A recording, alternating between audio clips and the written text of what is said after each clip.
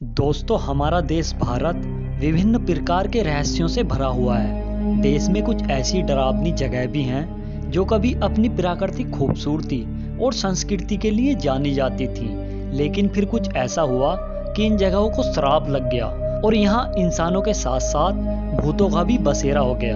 अब इन जगहों पर आलम यह है कि यहाँ के लोग दिन के उजाले में भी डरते हैं।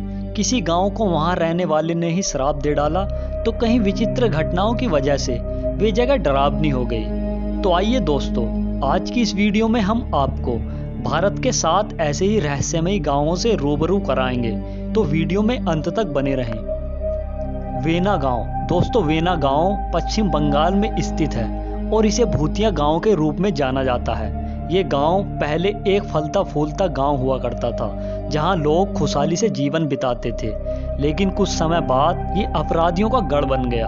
कहा जाता है कि इस गांव से गुजरने वाली रेलवे लाइन पर आए दिन कोई ना कोई लाश मिलती रहती थी, क्योंकि दूर स्थित होने के कारण अपराधी हत्या की गई लाशों को रेलवे लाइन पर ही फेंक देते थे। धीरे धीरे यहाँ के निवासियों को हर सुबह लाशें मिलने लगी। इतना ही नहीं, बल्कि गांव के लोगों ने रहस्यमयी घटनाओं का भी सामना किया, जिस कारण उन्हें भूतों का डर सताने लगा। कहा जाता है कि उन्होंने भटकती आत्माओं को देखा और कई हत्याएं भी हुई, जिन्हें लोग भूतों का काम मानते थे। आखिरकार गांव में बचे कुचे लोगों ने भी इस गांव को छोड़ दिया और इस गांव में आज सिर्फ भूतों का ही निवास है। सुवाला गांव, उत्तराखंड के चंपावत जिले में स्थित सुवाला गांव को घोस्ट विलेज के नाम से भी जाना जाता है। कहा जाता है कि यहाँ सेना के 8 जवानों के भूत घूमते हैं, जो किसी को भी यहाँ बसने नहीं देते।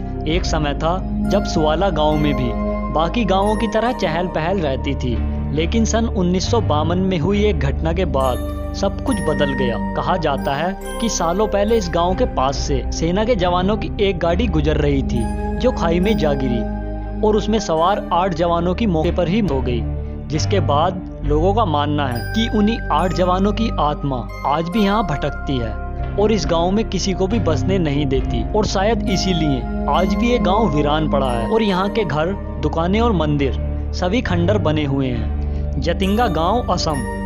दोस्तों, असम के जतिंगड़ा गांव असम को इस लिस्ट में पक्षियों के हैरतअंगेज तरीके से की जाने वाली आत्महत्याओं के कारण शामिल किया गया है। स्थानीय लोगों के अनुसार यहाँ पक्षियों के आत्महत्या करने का पैटर्न बेहद ही अजीबोगरीब है। कहा जाता है कि पक्षी तेज रफ्तार से उड़ते हुए आते हैं और फिर अचानक किसी पेड़ या दीवार से जा टकराते हैं, जिससे उनकी मौत हो जाती है। ज्यादातर मामलों में पक्षी शाम 7 बजे से रात 10 बजे के बीच ही ऐसा करके अपनी जान देते हैं। स्थानीय लोग इसके पीछे की वजह भूतों और अलौकिक शक्तियों को मानते हैं।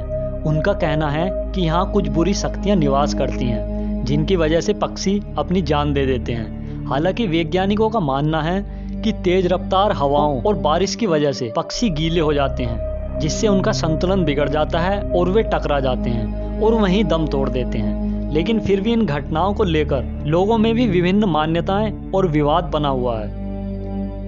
मलाना गांव, हिमाचल प्रदेश के कुल्लू जिले में बसा मलाना गांव अपने आप में ही रहस्यमयी और दिलचस्प है, क्योंकि इस गांव में आने वाले को कुछ भी छूने की इजाजत नहीं है। यहाँ के निवासी अगर किसी बाहरी व्यक्ति को उनके घर, मंदिर या दुकान को छूता हुआ देख लें तो उससे 1000 से 2000 तक का जुर्माना वसूलते हैं। इसके पीछे का कारण यह है कि यहाँ के लोग खुद को सर्वश्रेष्ठ मानते हैं और उनका विश्वास है कि यहाँ के नियम कानून तोड़ने से उनके देवता नाराज हो जाएंगे, जिससे उनका पूरा गांव तबाह हो जाएगा।